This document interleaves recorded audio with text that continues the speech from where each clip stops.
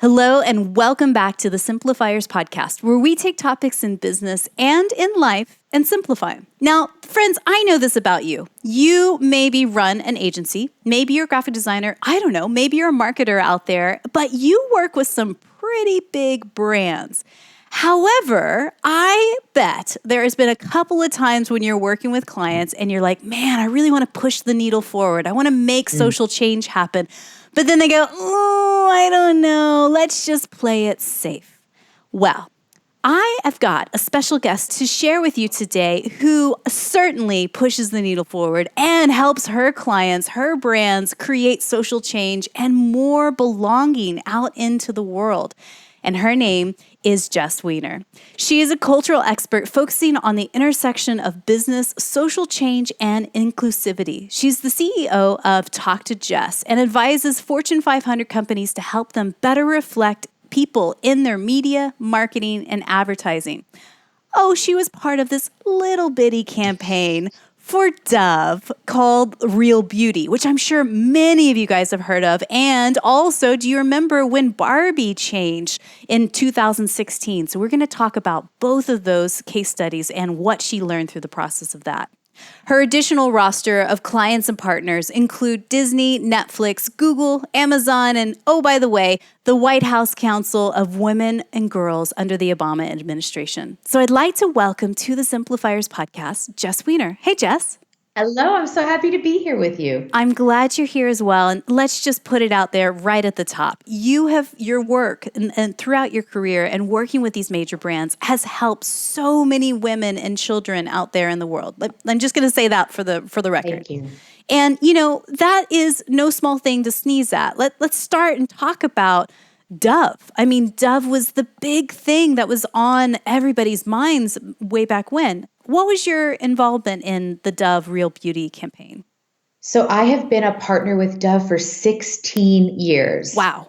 16 years, so longer than my marriage, Yeah. and a really big, formidable part of my career because it's what really got me into thinking about working with brands and taking my knowledge as a subject matter expert about women and girls and self-confidence and kind of applying it to a whole different industry. So around 2004, when Dove was launching the campaign for Real Beauty, I was a playwright and an advice columnist. I was writing advice columns for 17 magazine and for Mary-Kate and Ashley Olsen's website. And, wow. I was out performing plays and doing speeches around the world. And I got a call that they were wanting to talk to young people, young women in particular, for the first time, not to sell a product, but to start a conversation. And they wanted to make sure they were doing it with integrity. And, to be honest with you, I was a little skeptical of working with brands. I had never done it. It was 2004, so it was not the thing to do. Yep. I was afraid of ruining credibility a bit. I had a lot of credibility built up in the education space.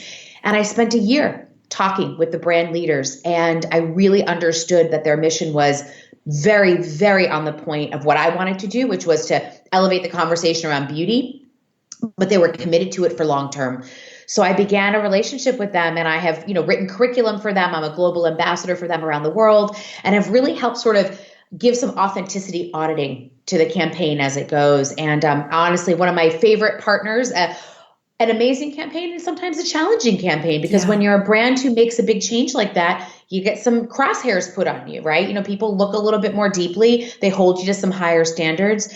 And throughout the years, 16 of them, they've made some missteps. They've not had some great moments. And then figuring out how to stay with a client and work with them through that process is another part of what I've been learning. Yeah. Well, and I think that that's fascinating to me because, at the time of recording, I'll go ahead and out myself. I'm 42 years old. So I was a child of the late 70s and early 80s. And when I was growing up as a little girl and you saw beauty brands or even the dolls and toys that I played with were very one note and one color as well. And, they were all size 0. And when you don't see yourself represented in the toys you play with, the magazines you read as a preteen and teenager, it changes something in your brain, right?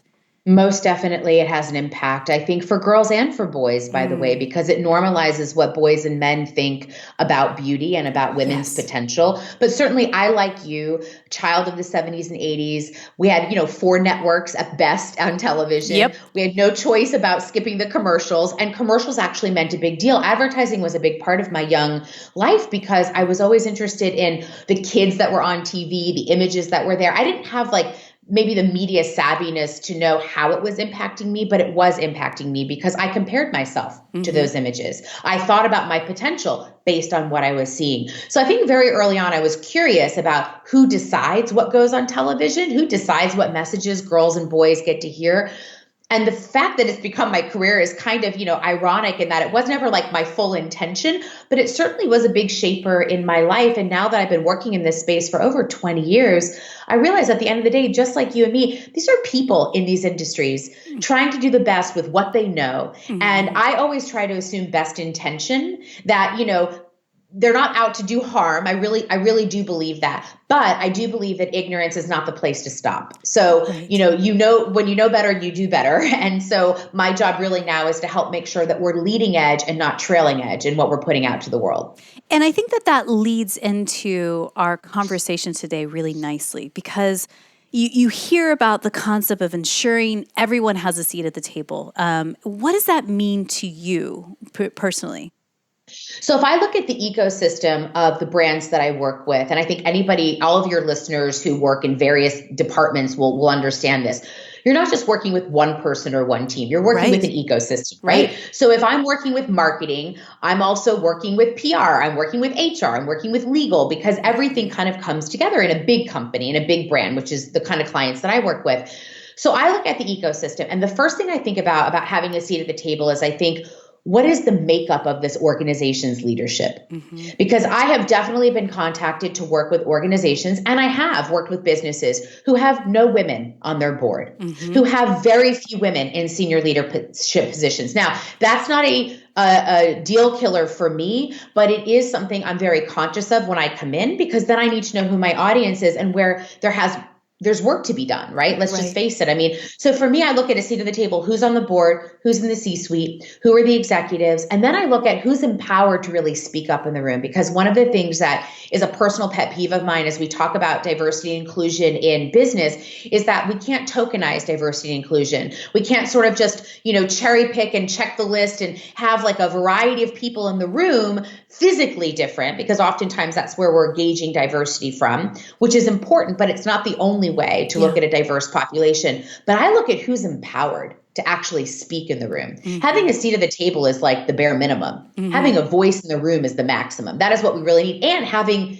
decision power inside of an organization. So what I try to do is I might be coming in to help guide a campaign, but I end up really becoming allies and advocates for all of the executives and teams that I work with to make sure that communication and what they want to say is at the forefront, that the quiet folks are also being heard, because oftentimes our voices get diminished even by personality differences. Leaders are not always loud. There's some great leadership ideas that I've had from people in the room who felt quieter or maybe less confident to speak up. So I kind of look at just not who's in the room, how are they speaking, how are they making decisions? And look, the end of the short story is this is a long game that I'm playing. So I know that on day 1, it's not going to be perfect. And day 90, it won't be perfect. That's why my clients are year over year for many years, because the change that we're seeking to make is a long-term change. Well, and I also imagine when you're talking about social change, you're right. Like, it doesn't happen as quickly. They have to ease into it. It's like moving a giant cruise ship. It goes very slowly to move left, But then also, I imagine as they're changing their brand messaging and what they're putting out to the world, they may feel like they need to ease their brand audience in slowly. You can't change from one to another so dramatically, right? No, you bring up a really great point, which is the relationship that brands have with their audiences. Yeah. And that's something I've noticed over the last 20 years of doing this work is that, in the early days, like you would hear from an audience, right, through letters. Mm-hmm. Somebody would have to really take the time, effort, and energy to send you a letter or call a hotline, Right. right? And now audience feedback is so instantaneous with social media that there is this additional pressure and layer added to responsibility and accountability for brands. Doesn't always mean they handle it very well, right? Mm-hmm. Because if you think about it, they're used to being able to make decisions in a vacuum and then selectively hear how it impacts somebody. Now they make a decision and right away you're going to hear. So part of my job now is to forward think how an audience is going to feel about something, get my brands prepared to have an honest conversation, which means acknowledging mess ups, which means being transparent about a process, because we would want to do that as people. And my big thing is not preparing what you think you're going to have in the conversation, really letting a lot of conversation evolve. And I always say to my brands, like, look, it's like if you and I were going out to dinner, I wouldn't come to you and say, okay, Mary, here's a script for dinner. You're going to say this and I'm going to say this and you're going to say this. I mean, we would never go to dinner again. Right? And so I say to them, like, part of it is you're going to have to trust in the evolution of connection, and the way that people connect is through shared mission. So I make sure that they're really understanding what their consumers are wanting from them, and then try to get them to meet them where they are as best they can. Yeah. And I imagine also you have to be really keenly aware of where the trends are for their competitors as well. Like if the entire industry, say Dove in particular, the beauty industry is headed this direction and you guys are still in the arc ages and it's being the brave voice in the room to say, hey guys, we really need to step up to this level of communication or what we're putting out in the world, right? Yeah, it's about having a brave voice, but I think you're right. It's about having an informed voice. And so I have a part of my team that is solely dedicated to trends and insights. And it's not just about finding them, it's about translating them for brands. It's about really helping them to understand. And what I know about most large companies is that they're very well steeped in insights. I mean, any major brand that we're talking about has a tremendous consumer insights or an R&D insights team. What oftentimes is missing is that cultural layer. That's really what my specialty is. It's translating culturally and broadly what's happening around the globe that could impact their business, not just in their own vertical, but across multiple industries, right? So if I'm working in entertainment, we're always looking at what's happening in tech. If I'm working with beauty, we might look at what's happening in retail. They're adjacent, they're complementary. But I think, and we pull from lots of different sources. I think my job is to say to them, here are the trends and here's why this matters for you. So I'll give you an example. When we were starting to look at gender identity issues, I started researching the conversations that young people especially were having around gender identity and fluidity in the early 2010s. Now, this wasn't a time that brands were even remotely interested in talking about gender identity or boy and girl toys, but some of the work that I got to do with the White House Council for Women and Girls under Obama was gather all of these toy makers and researchers and advocacy groups together to level set the impact that gender stereotypes was having on children. And then therefore the toy industry could have the insight, have the competitive, connection with other people in their industry to say, we're all in this together. If we say we care about kids, then we got to look at what's happening for kids down the road. And we used research and insights to kind of incentivize the industry to get there. So I try to get creative with how we look at what's happening in the world, because different businesses and different people will be motivated by different things. Some like hard data, some like powerful stories. And so my job is to really kind of tell a tale and tell them what's happening in a way that they can really hear it. Yeah. And, that just brought up a recent memory. A friend of mine who's trans, growing up, identifying as a little girl, in the drive-through of a fast food restaurant, and the Boy lady, toy or girl toy. right, the lady behind the register, not thinking anything, wouldn't even ask the question, just looks in the back seat of the car and goes, "Oh, that's a girl toy. Let's give it to them." Which is, from my years of the early '80s, it was like the norm, right? But now you couldn't even think of doing that, and also it is very hard for children when somebody else is automatically identifying what their gender is and not even a question involved. Yeah, and I think the other part of that too is I've had conversations with not just fast food companies, but the entertainment brands that they license from. So Yeah. like a Mattel or a Disney, because those are the toys. Everybody, I feel, really is aware that they want to be sensitive and cognizant that not every girl identifies as a girl. And by the way, not every girl or boy is interested in toys about their own gender. You know, what if you Exactly. were a little girl in the back seat who wanted the Hot Wheels toys? Right. So partly what we try to do is get them to think in the non-binary way and to think about toys or play. Like, what would you like to play with today? Yeah. Versus this is a boy toy or this is a girl toy. But that takes some training, that takes some mindset shifting. And so again, this goes to the ecosystem. It's not just about like, an absolute decision here or there. It's about how does the whole system work together?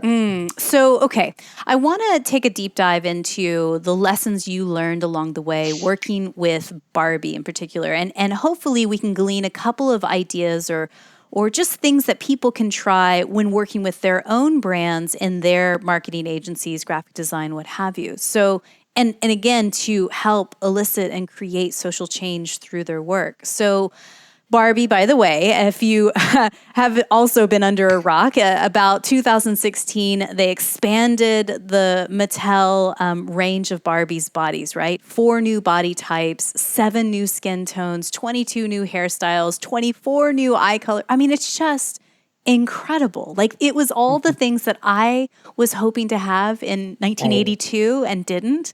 And it's so exciting to see it come to life. So tell us about that experience working with Mattel and Barbie.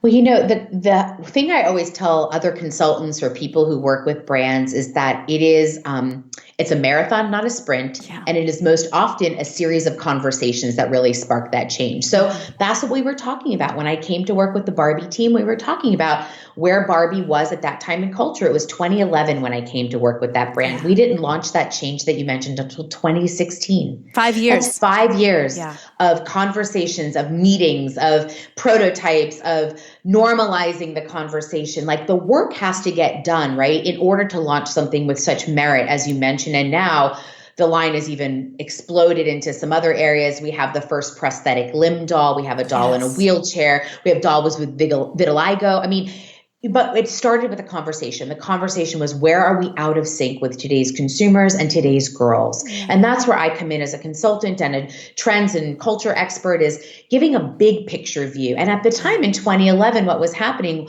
were millennial moms, who were the predominant mom force at that time, making children the age of Barbie consumers, wanted different things for their girls, much like you and I. They were having children, and we grew up in the Oprah generation where we talked about self-empowerment. And now that we were raising children, we wanted their toys to be representative of an empowerment of choice. That's right. And pink and sparkly, moms didn't feel like was for everybody. But more so than that, the body image had been something that had been, Barbie's a 60-year-old brand. She's always had one kind of body type, although her body has changed in different ways over those 60 years. Nothing to this degree had really transpired yet. I think it was a moment of time where culture met opportunity, which met business need, which met right leadership. And I think all of that together created the change that we're speaking about. But I think for me as one individual consultant, because anybody who knows when they work with brands, I don't run the whole ship, right? I'm just a part of the team. I'm helping to support. So for me, it is about listening more than talking. I don't charge in with all the things that are wrong with a company. Who would ever be motivated to make change with that? Yeah. I listen to how they've made those decisions. Where are the numbers that tell them that that's playing out? Where can I find insights that might change their mind a bit? How do I understand how they work as a team and make choices? I mean, so much of this was about a people dynamic well before we ever started talking about consumers and product offerings. It was really about the gestalt and the makeup of the team. Yeah. Was this team ready by 2016 to launch a new way of being and playing with Barbie in the world? And they were. And that came from the people inside that organization. I brought some things to the table, but I had great partners who were willing to do that. And facilitate that change to That's happen. right. Well, and I also imagined, in situations like that, I'm sure there were some old guard that were going, well, that's not going to work, because if you make the clothes different sizes, it's not going to fit with the dolls and the things. And then that's going to cost production more money. And that's going to lose, it's going to come down to brass tacks of money. Of course. And all and that. by the way, we should remember that businesses are not charities and they're not Right. nonprofits. They're there to make money. And so what you just said is exactly right. That for me speaks to the ecosystem. Yeah. It's one thing to have the idea because it's the right idea or the right thing in culture to do. The next is, how do we manufacture that? Right. What happens to our, our production line? What happens to our supplier source? Like what happens to price? I mean, and also, by the way, the other partner in this was retail. I mean, if you make all of these dolls, but you go to Target or Walmart and you don't see them on the shelves, the brand then gets a bunch of angry letters because they're not out in market. But that's not their decision at all, right? Their retail partners have a certain amount of real estate that they have to assign. So we worked on multiple levels of partnerships to try to understand. And ultimately, for that reason alone, we decided to launch a lot of those dolls online so that consumers could have immediate and open access to it. But I don't know that all consumers need to know, nor should they have to know all of the background of a business. That's a business's problem to solve. But I think in this transparent culture, it does help for people to understand that large businesses, they don't move fast and they don't often, move as fast as we want them to because of some other issues outside of their desire. So in that, what were some key questions that you felt like you and your team were asking in the listening phase? How were you gathering that information to start the conversation? Well, we were looking a lot at where the doll was symbolizing what it meant to be a girl in the world, right? And what that really meant long-term for raising healthy, confident children. And, the reality is, and look, when I came to work with the brand, I wasn't a Barbie girl when growing up. I didn't play with Barbies. Possibly because they didn't look like me, but I don't remember having that conscious thought. I just like stuffed animals. I played teacher more than I played dolls, right? But obviously, as a young woman growing up with body image issues and questioning my value based on my beauty as it pertained to pop culture, certainly I identified Barbie as sort of like my arch enemy for a period of time. So when I went into the brand, I was kind of like, suspect about like, what is this really going to do? How's this going to change? And then one day I sat and I watched in one of their research rooms, I watched little girls just play with the dolls, which, I don't have children, so I'm not watching little kids do that.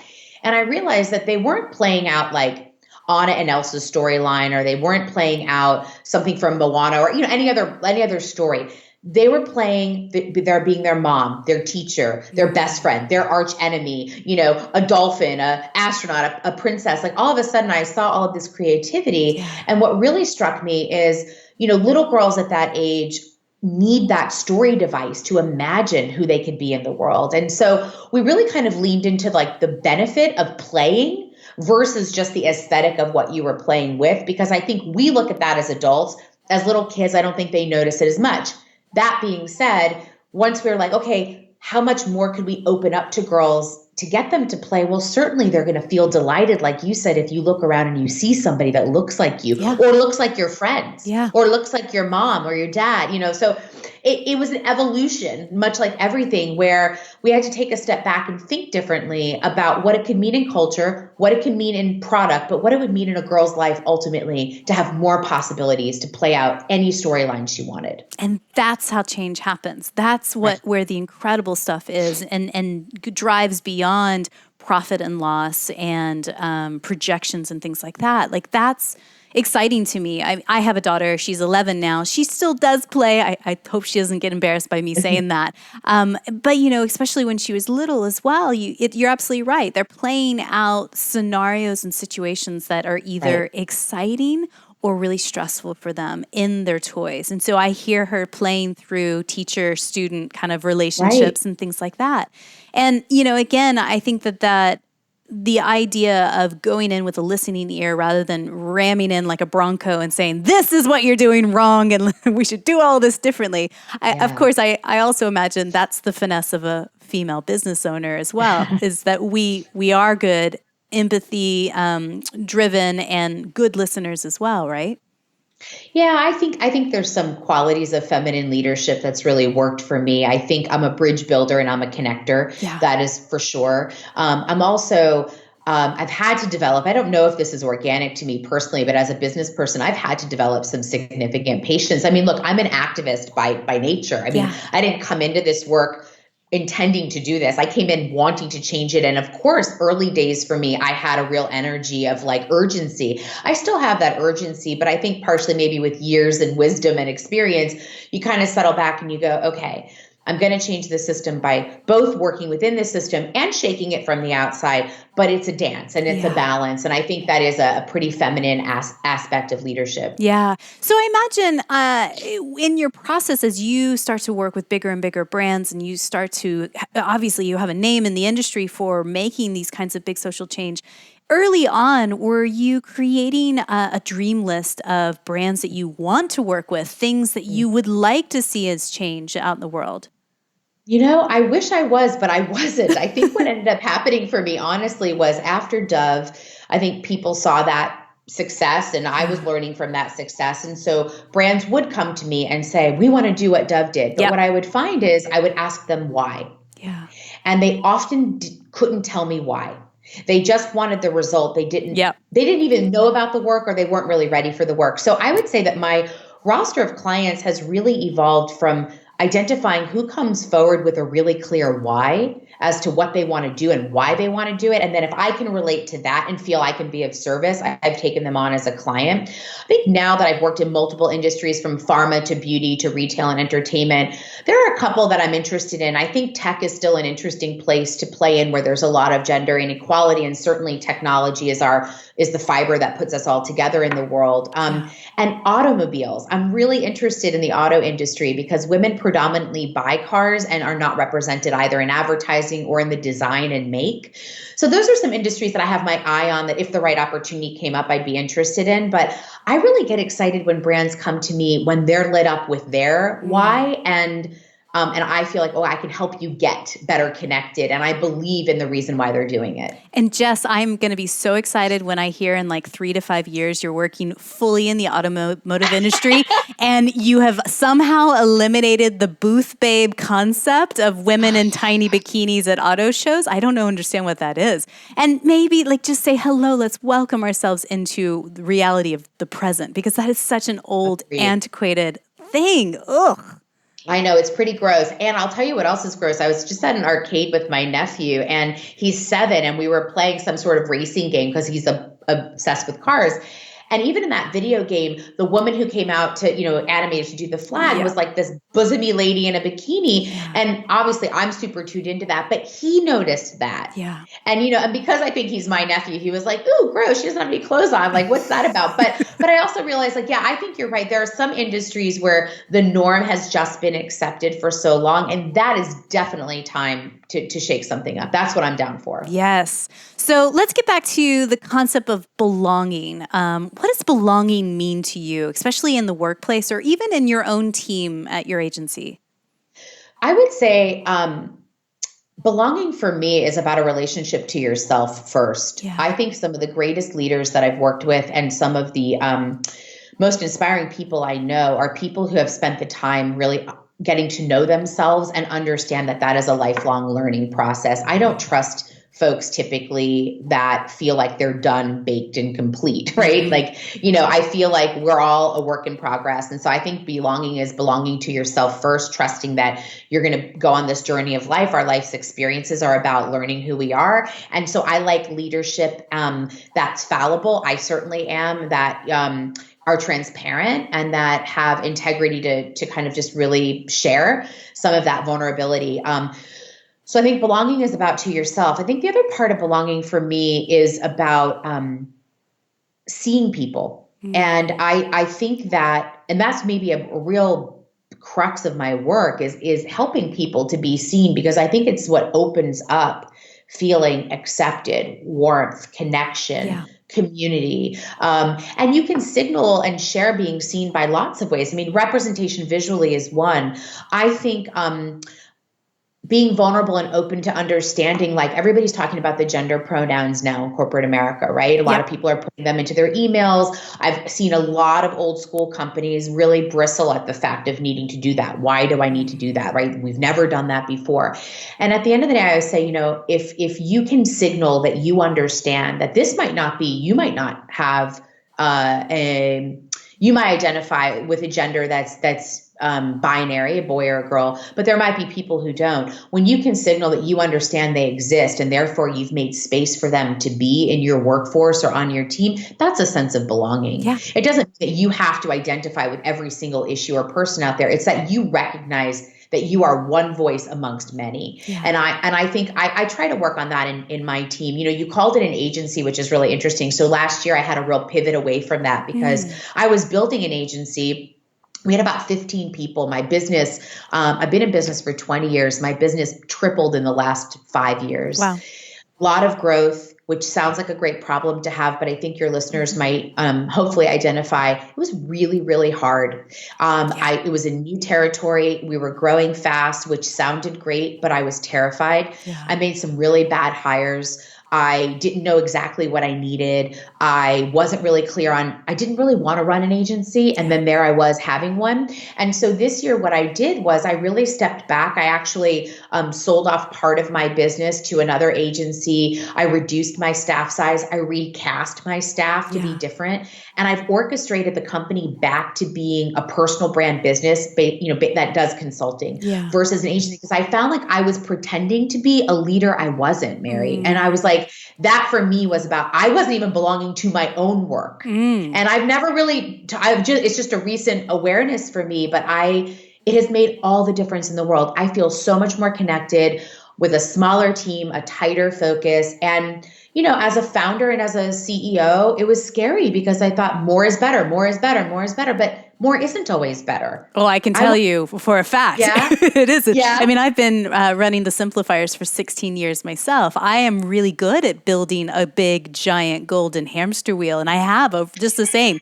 Really good, because you buy into this concept of more, more, more. But I think you make a valid point there. More equals bigger payroll, bigger cash flow, more money, more problems, all the things, right? Yeah. And so I think it's interesting for you to say, and admit, like, there is times in your business as a business owner that things may pivot and shift, and coming back to center of what's most important to you and belonging for you also directly affects the work you take on, right?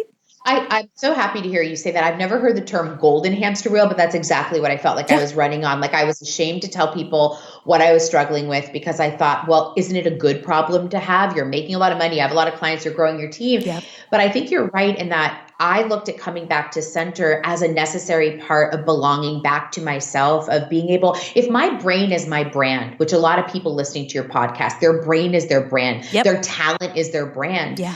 I can't scale that. I can't teach that to 50 people. Yeah. And nor, by the way, I figured out, do I want to? Yeah.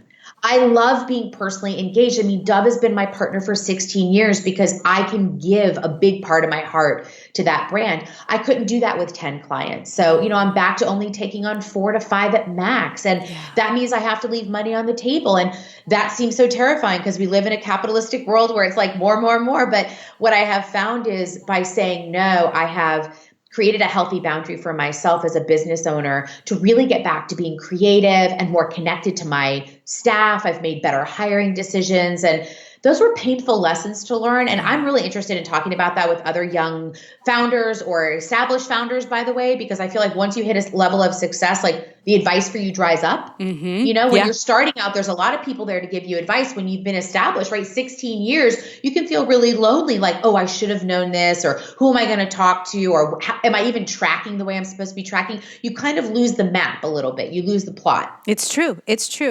And I know that I've heard you speak, maybe it was in your TEDx talk or on your past podcast, of really talking about leveraging your privilege, the experience that you have gained over the last 20 years to help amplify other people's voices. What does that mean to you? It just means sharing. Yeah. Honestly, I have amazing connections and relationships, and I have been in some fabulous rooms, and I've deserved to be in them, and I've worked my way into them. And sometimes the door's just been kicked open based on who I am, either by my gender, color of my skin, my socioeconomic status, the people that I know. Yeah. And I'm acutely aware of that. And so I think a big component of my life, if I looked at if I had a pie chart of my life, I would say that a good chunk of it is about connecting people to opportunities. I get great joy out of it, especially if I love and believe in them. But I also feel like when I'm working with brands, I open the door for people whose voices have not been heard by mainstream brands to come in and have it, not just a seat at the table, but a voice in the room. I found that great opportunity has come from that for them. Great change has happened for us in culture. And also, I'm one person with one set of experiences, and I can't possibly only use my well to kind of, give away stuff. I need to have lots of experiences represented. So it's a core belief for me. I think it's who I am as a person, but it also makes for really good business to invite others in. Yeah. And I've heard other people say it. It's as simple as, as you're climbing the ladder up, you're taking your hand and pulling another person up with you along the way, right? Figuratively and literally. I think that it is important to remember, if you're listening to this episode and going, oh my God, Jess has done so many things and working with so many brands, you had to start somewhere. And you had to work with one client 20 years ago to start getting to the place where you are now. And with that mentality of helping others as you elevate as well in your industry. And I think one thing we have to remember, it is everything. I think one thing we have to remember is I do also believe in the theory of abundance. I think there is enough to go around. There is enough work. There's enough money. There's enough recognition. There's enough success for everybody. And so I try to remind myself of that when I get jealous and petty and small and scared, that what is mine is divinely mine, and what is yours is divinely yours. And so I really lean into that and trust that. So if it means that, I don't get a job that I really wanted to get, or a client that I really wanted to get, I trust that they're going to be in the right space. And when somebody comes in and it really works, I trust that that's the right thing to do.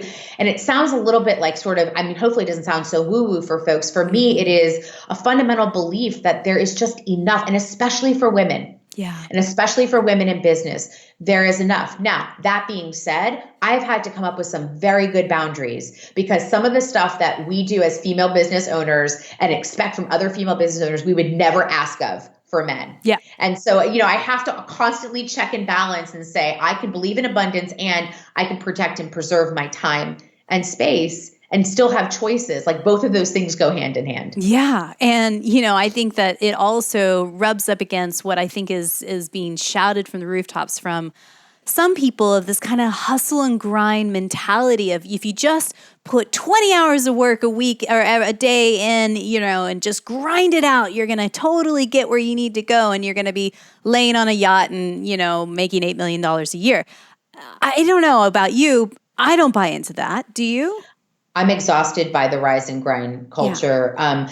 Also, as somebody who just hustles by nature of being an entrepreneur for 25 years, I want us to acknowledge that burnout is real. Yeah. I had one last year. I probably have had some over the years that I never recognized as burnout. And I think that, I don't know if balance is always achievable, but I look at harmony now in my life. I just try to say, like, there are moments where I'm going to work really hard, and then there have to be moments where I need to relax really hard too. And there's got to be a harmony in relationship there, because I think for me, and especially for women and parents and partners, where, we are not certainly equitable fully in the world. We're not fully paid as we deserve to be paid. We take on a lot of emotional and unpaid labor in raising families. Right. And then we're in the workforce. And so I think the hustle culture has been glamorized by social media a little bit. We love before and afters, and we love success stories. Right. But this is why I wanted to do your podcast, because I wanted to talk about all the steps in between, from beginning to the success story on the cover of a magazine. There's a lot of stuff, rich stuff, that we should be talking about as business owners that we don't get to talk about. And I think bottom line, where it comes down for me, and I'm curious if it's the same for you, it's going back to what you're saying earlier, being intentional about the type of work you take on, and really being intentional about focusing on higher yielding tasks in your day-to-day work. You got to put the time in. You can't just sit on, and watch TV and expect for all the clients to roll in. You have to do the work. But that doesn't mean you have to do the work to an extreme of working 18, 20-hour days, sacrificing not seeing your family or friends or partner, sacrificing your physical or mental health. What do you think about that? I 100% agree with that. And the old version of me would have been mortified to hear me agree with that, because I used to assign that 18 or 20-hour workday with my worth. Yeah. And so what I want to say to other business owners and entrepreneurs is that we also have to watch our workaholic tendencies, right? Totally. Where we think that we're filling our worth by the work that we do. And I don't know that there's a formula, and I certainly haven't figured it out. But one thing that I've learned to be true for myself is that if I am in alignment with me, going back to your question of belonging, if I am doing things that help me to belong to myself, whether that is personal rituals, working out, feeding my body well, being in integrity in my relationships, setting my goals. What if my goal isn't $8 million a year and to be on a yacht? What if my goal is to like live comfortably, which could, for me, could mean, I want to be able to go to the movies and get manicures and order out and have some savings and go on vacations. Like, I think people also have to set up my husband and I have a side business called La Buena Vida, the good life. And he's a woodworker. He makes beautiful wood furniture, and we do some work together where I design and he makes this beautiful furniture. But we did La Buena Vida because we always say a good life is handmade. A good life is what we make of it. And I think so many times we've been following images of what we think success is supposed to look like instead of really asking yourself, what does it look like for me? Yeah. What does my family really need to be happy, healthy, and functioning? And then build a business that serves your well-being versus the other way around. That, by the way, feels very feminine, whereas to me, masculine feels like hustle, hustle, hustle, work, work, work until you're dead. And I think that we as business owners, I know I'll be the first to admit it, over the years, forget that we get to define what enough is. We get to define enough. It's not how many Instagram followers we have. It's not how much money is in the bank. It's not how many clients we work with in any given day, year, quarter. It's we get to define enough for ourselves. And I think that that's where society over certainly the last 10 years of social media has taken a rise. But I don't think it's all social media, to be honest, has started taking a far turn to the left is this concept of constantly comparing. It makes me think of a couple of episodes that we've released recently. One with Trevor Blake in episode 103. I'll put the link in the show notes. He talks about, hey, the magic of a 5-hour work day. That's what I work. I work 5 hours. He sold 3 businesses for $300 million. I mean, it's like, okay, you don't have to buy into what everybody else is pushing out there, which is probably being pushed in a thin veil of insecurity and, well, let me just make sure I look good on the outside because everything else is a hot mess on the inside. You don't have to buy into it. And I think when you have a social driven business, which I do as well, it's hard for me. So I don't know Trevor Blake, but I hear the sale of 3 businesses at $300 million, and I will reckon that what he sold was not IP, right? It was some sort of product. Yeah. Because I think, like a physical product, like sometimes I have to remember, like when you're a graphic designer, you're a web designer, you're a copywriter, your IP, your brain, your talent, it's non-tangible. Like you can't always hold it in your hands. And I tell my staff, look, if we were making widgets, maybe I would have gotten a bunch of investors a long time ago. I could take a break from the business. It goes on its own. But I think when you are a creative force in your business, when you are selling something that is about social change, I guess for me, when I hear a great story like that, I have to even check myself and be like, okay, Jess, $300 million may not be in your future, right? Like that's not, and that's not the goal. The goal is like, how am I going to make change, make a wonderful living, stay healthy and sane and happy, and stay connected to people? That's now been flipped for me. But I just want people who are in a service industry as well to remember that, because sometimes our quantification of what we're producing isn't the same as somebody who's making a technology device or other sorts of things like that. Yeah. And as you say, I mean, that's the compare and despair. So it's like you see that and you think, well, why don't I have that? And I want that immediately. So yes, 100%. And again, coming back to center, belonging in yourself as a business owner and knowing what it is you want and going from there. So if you're curious about Jess and the work that she does out in the world, I highly recommend checking out her website, jessweiner.com. We'll put the links in the show notes for everybody. And Jess, I hear you have a new podcast coming out in the new year? I am, yeah. So, I did a podcast in 2017 called Talk to Jess, where I talked to a lot of change makers and we told a lot of different stories, which I loved. And a lot of those people, I loved their stories. And I took a break because I was in this growth curve and I really got away from being creative. And this year I am launching in the summer the most personal and terrifying podcast I think I could ever put out in the world, because it'll have a little bit about business. It's a lot about the urgency of living life. And I've never said the name out loud, but I want to say the name out loud on your show. Amazing. My new podcast that's coming out in the summer is called We're All Gonna Die Anyway.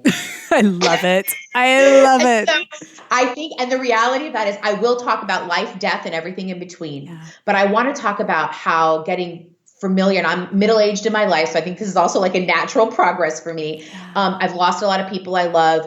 There's a lot of craziness in the world. We know our ending is that we're going to die. Everybody has the same ending, and we all were born. We all have the same beginning, but how we make our life in the middle is up to our choosing. And I'm going to explore on this podcast, Mary, with, incredible people, what the middle of their life is looking like, what they think might happen when we're gone. But most importantly, how do we get more urgent about living a life that we really love? Yes. Well, as soon as that podcast goes live, let's know about it. We'll link it in the show notes, and let's have you back and we'll talk right before you launch it.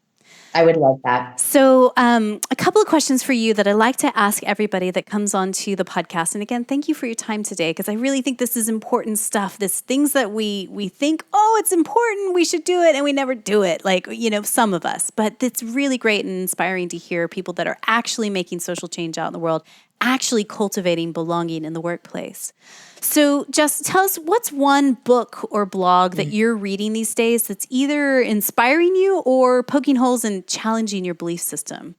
I will tell you that I love answering this question. So I have been a longtime subscriber to Maria Popova's Brain Pickings. So I love, do you know of her? I've heard of her, yeah. She's incredible. So what Maria does is she meticulously curates incredible works of art, books, essays, poems, and she puts together these robust newsletters on various themes. And she really digests and translates and brings to you lots of really spiritual, professional, personal musings. Yeah. It's probably one of the most, I think, hardworking blogs and newsletters I've ever joined. I love it. I give her a $5 donation every month. She asks for that to kind of keep her work active. So it's Maria Popova at Brain Pickings. Is I read it every morning. That's exactly what I need to start my day. Brilliant. We'll put the link in the show notes for that.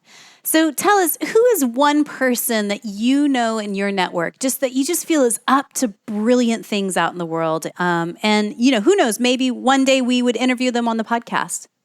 Oh my gosh, you would be so excited to interview her. So her name is Berna Anat, A-N-A-T. Her Instagram is @HeyBerna.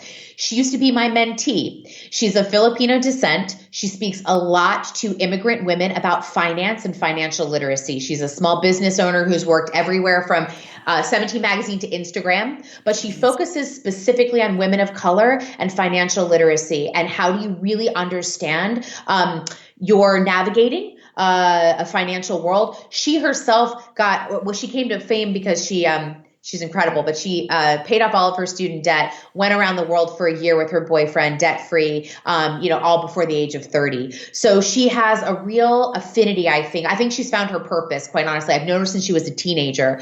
But she's having a really big impact on what she calls the male, stale, and pale financial industry. And so she's there, I think, for women who often haven't had this conversation. And money, as we know as small business owners, is incredibly important. So I would say Berna Anat is, for me, the future of financial literacy. Amazing. Well, we will definitely connect with Berna. So I believe gratitude and simplicity go hand in hand. Tell me, what are you grateful for today? I'm really grateful. We've been spending a lot of time trying to get this podcast scheduled. I'm grateful for the depth that you took in preparing for this. I'm grateful for the questions you asked. And mostly, I'm really grateful for having a chance to share some things honestly with your listeners, because I've been needing that community too. So I just feel very grateful for getting to be me with you today. Oh, thank you for that. I appreciate that. So again, you can check out Jess on her website, jessweiner.com. And where do you like to hang out online? Is there one place where people can connect with you? I'm on the gram right now. Okay, cool. So definitely I'm Jess Weiner. I am Jess Weiner on Instagram. Perfect. We'll put all those links in the show notes for people if they want to connect with you there. All right. So Jess, my final question for you today is this. Someone somewhere is listening to this episode right now, and let's just paint a picture. She's thinking about applying to be part of a board of directors. She's putting her nomination forward. She is scared S-less in this process because she's like, I'm not sure if they're going to even consider me or if I'm quote unquote good enough for it. What's one thing you could whisper into her ear right now just to encourage her in this moment? Have the confidence of a mediocre white man. Yes. No, but really spend less time doubting and more time writing. Just put it out there and almost don't look back. Yeah. Hit send. Hit send, hit send. And I mean, honestly, you've got this, but truly, you've got this more than you know. Yeah. Jess, thank you so much for your time today. You're welcome. Thank you, Mary.